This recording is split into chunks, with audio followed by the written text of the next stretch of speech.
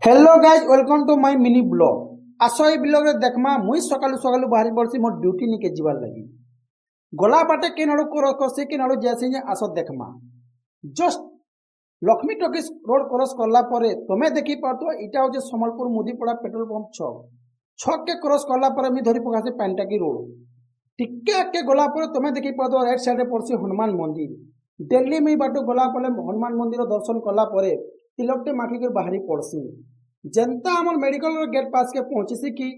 just get लगे कर पड़ी जासी आम चाह दुकान डेली मुई पड़े जासी चाह दुकान निके चाह पीबार लगी सकालू सकालू शीत मासे चाह पीबार गोटे अलग मजा जनता ही भाई मत देखसन कि डेली कस्टमर बोली करी फटाफट चाह गोटे धरे देसन भी जदि ई मेडिकल रोड आड़ू जदि क्रॉस करूछ बेले ई भाई रो चाह दुकान के आसुन और टेस्ट करूँ